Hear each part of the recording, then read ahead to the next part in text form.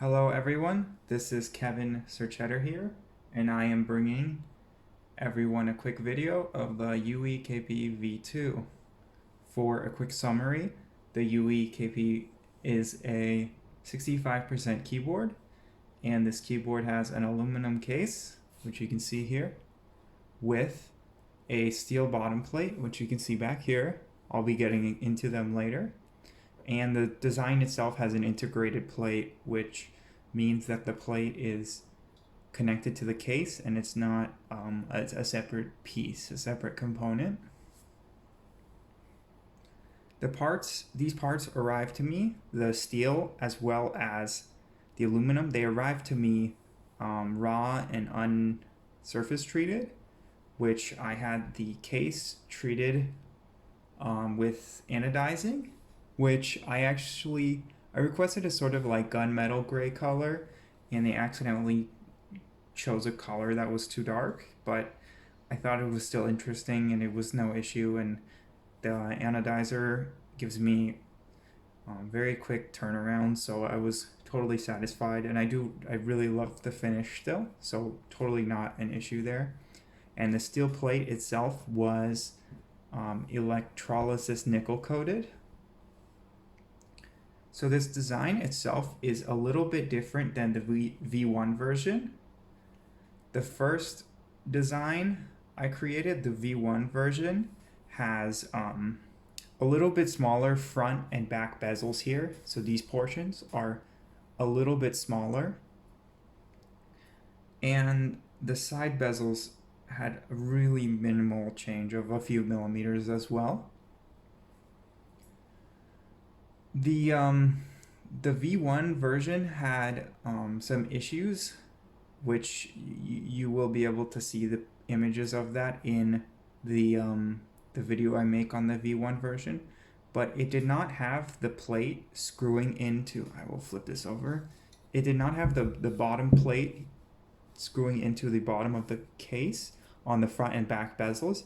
It only had the plate screwing in here at these 3 points and here at these 3 points. And I found that it didn't feel that secure.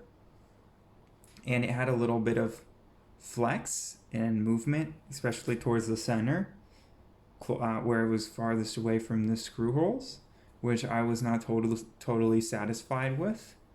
So I wanted to add mounting positions here. However, the bezels were, I think, a little bit too small, or smaller than I was comfortable with, including the bezels. So I had to expand the bezels a little bit. For this version, I wanted to try out the steel bottom piece as well, just for curiosity's sake. I just wanted to see how it felt and if it was interesting. And I thought maybe it would be a little bit more rigid, so it would have less flex in case there was still flex between the mounting points, which even without steel, I think that problem is really resolved with this new design. So I'm not really considering that as an issue any further. The design itself had a little machining error from the factory, which I alerted them to, but it wasn't a major issue, so I didn't really approach them about it. These radiuses here, these fillets, they forgot them. I'm not sure how that happened. Maybe they forgot to program them in to the CAM software. That's my biggest guess, because I'm pretty sure they did not do these radiuses manually. They do them on the CNC machine, but somehow that slipped their watch. And so to fix that, I have some jewelry files, some very like little hand files, and I was able to go around and kind of radius it out, and then I used sandpaper to finish it. And obviously the tool kind of like, it's a little bit hard to keep it from touching other parts of the design, so then I went over the whole thing again with a few different sets of sandpaper till I got a smooth finish that I was totally satisfied with. Um, so the um, the other part of this design, which had a small adjustment, was the USB port location. The hole was still a little bit small, and I wanted to expand it a little bit just in case somebody has a larger cable, and people like their designer cables nowadays.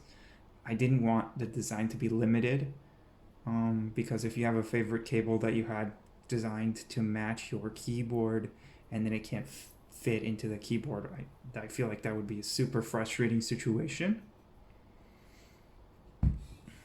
And so that is the V1 to the V2 version, and this one we're looking at here is the V2 version. Again, I expanded it further in the V3 version, I think just 1 millimeter, because I just wanted it a little bit bigger, and I wanted to round the number off, and I made that judgment call. So the V1 and the V2, something about them is they only support this bottom row layout, which is 1.25, 1.25, 1.25, 6.25, 1.5, 1.5. It's I think it's the best looking and sort of most balanced, but I know that if you have a different favorite layout or you need the extra keys for some reason, that's not going to work for you if you need them. So what I have gone ahead and done is I have, for the V3 version, expanded the bottom row layout options to support 6.25 and 7 space bars, as well as like let's say the 111 right side, and then the with the 7 let's see, it should be with the 7U space bar, which expands a little bit further this way. I think now this left side can also be 1.5, 1.5. And then you can also have 1.5, 1.5, 1.5, 1.5 too, which is another interesting one, but I like having the 3 keys on the left side because I actually use these keys, but I don't use these too often. And then still, the board will support split backspace and off-center or centered caps locks. So those will be included in the V3 version, which they're also present in this version as well as the V1 version.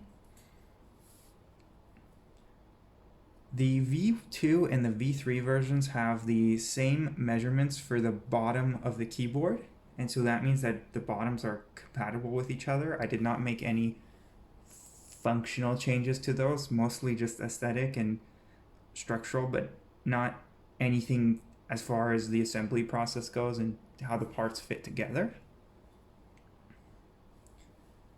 I did this because I was happy with how they turned out in this version, and I didn't want to make any changes with how they assemble. And in the future, I will be offering aluminum or acrylic as the 2 options for the bottom portion. However, the aluminum version is different than this one. It's not flat. It has angling, which is kind of extra material, which it curves up into the inside of the case where there's extra space, filling up the extra space and making use of that extra space that is unutilized within the inside of the keyboard.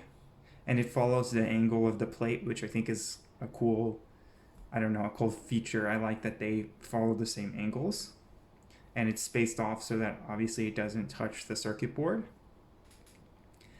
And I guess I can show real quickly how the steel plate assembles to this. So you just lay it on like this, and then you can just screw it down there. The steel itself is countersunk, and the aluminum portion is countersunk too. However, the acrylic one, originally I had not anticipated making acrylic, but I actually, as I got further in this project recently, in the past few weeks, I wanted to have a cheaper option for this too, because the new aluminum bottom and this steel bottom also they're quite expensive. So I want to have a cheaper version for people who are interested but don't don't really care about the bottom too much, but just like the top and the structure of the keyboard and the aesthetic styling. So I created this acrylic version, which fits exact same way as the steel one. However, the acrylic version, I don't want to do countersinking on here, I don't think, because it's quite close to the edge of the acrylic, the screw holes, and I'm not totally comfortable because I want the keyboard to be built to last, and when the edge of the acrylic is very close to countersunk screw holes, it's a really easy way to crack the acrylic because it's super weak. It doesn't have a lot of structure there, and I've had this happen to me in the past, and I've had this happen to me on past projects. So I knew, I was aware that this could be an issue, and I didn't really connect the dots. And I was thinking I could use my sort of common button head screws, which I often use in my other designs. I think I can get an up close picture of this. But this screw type is going to be too high, sitting up high above the plate. When you insert it into the plate, it sticks out too much, and it will basically touch the surface that the keyboard is laying on. So I've been trying to source some low profile screws, which I have found a bunch of different options, and they're most likely going to be hex screws because I'm sort of right now I'm much more interested in hex screws than Phillips head because I like hex a little bit more at the moment. And so unfortunately, the acrylic is still in development until I can confirm that those screws function well and that there's no unforeseen issues with them. But the screw heads themselves are only 0.7 millimeters. They're extremely thin. So I have a feeling that the bump-ons are sitting high enough because the bump-ons are 2.5 millimeters, and this cut in here where the bump-ons are assembled into, they are only half of a millimeter deep.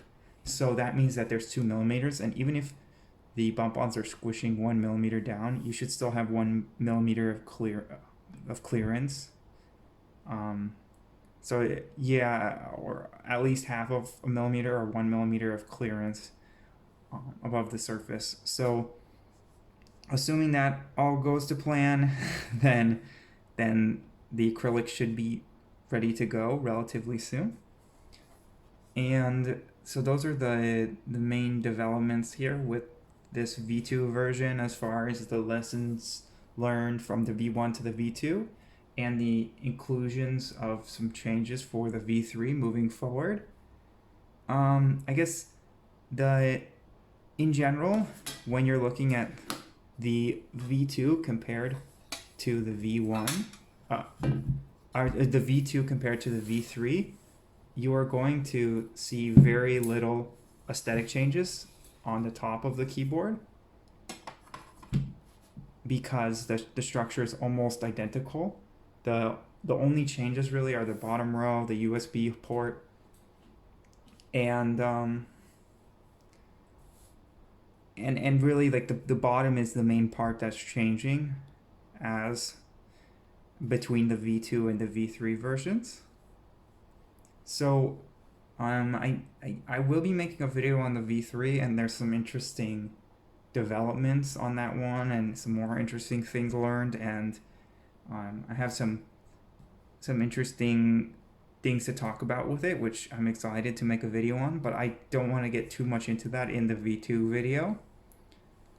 So I guess that will be all for this V2 video for the time being, and I appreciate everybody for checking this out, and I hope you stay tuned for further videos.